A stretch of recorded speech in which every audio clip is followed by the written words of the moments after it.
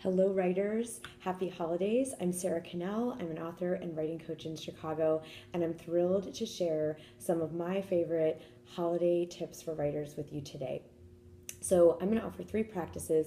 Whether you love the holidays or you find them stressful and challenging, either way, there are a couple of cool things that we can kind of get away with as writers that might enrich your holidays a little bit or give you a break from all the frenetic activity. So, I'm going to share three practices that you could use all of, or one of, or just try them out a little bit over this next month during your busy holiday season. And the first one is a technique called eavesdropping. So, let's say you find yourself dreading a large family gathering where relatives are going to be potentially spouting all kinds of things that might upset you or drive you nuts. And so, instead of feeling like you're going in like a tense ball, you can shift over into your writer mode, in which case any outlandish, wild, or even upsetting comment becomes absolute gold for dialogue for a character in one of your stories. Or if you're writing nonfiction, you can change the names and respectfully write direct quotes if you want to. So thinking about being more of an observer instead of a reactor to what's going on around you, and either keeping a little list in your phone or a notepad or just logging it away in your mind. And it almost becomes this crazy reversal where almost hoping for someone to say something crazy and wild because you're going to get potentially a great line of dialogue or a character for a story or a setting out of it. So technique one, eavesdropping. Technique two is free writing. So this is where it's going to be writing as catharsis.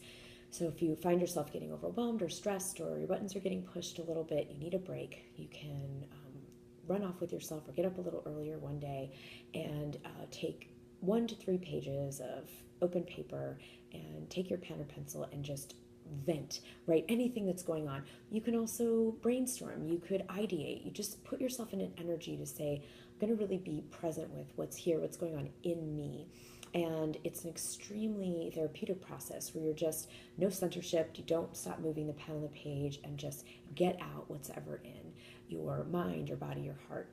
And what's cool after doing this is sometimes you just feel freer, we're more detached, we're emptied out, and we're more able to just be present and experience the joy in an accepting way of what's going on around us, or take in all the joy and abundance if you happen to be in a situation where you're loving what's going on. There's just so much of it. It helps us get really grounded and centered and integrated so that we can enjoy all the gifts and love of this time with family and friends, and even travel. And the third technique I offer is the writer's retreat. And this is not, walling yourself off from the holiday activity and going to a cabin in the woods, although that sounds awesome. And maybe you get to do that in the new year. But this idea would be just a 20-minute writing retreat in the midst of your busy holiday time where you would, again, you're a writer and you get to sneak away into your writing cave or writing table or writing room or just a bathroom or a closet. It can be anywhere. And you can free write or use your computer, whatever way you like to get things down. But the idea would be to give yourself this wonderful time of generating some new material. And it just gets a break from all the outward activity going on, and you get to transport yourself to the world of your story or your essay, or brainstorming new ideas if you don't currently have a writing project going on.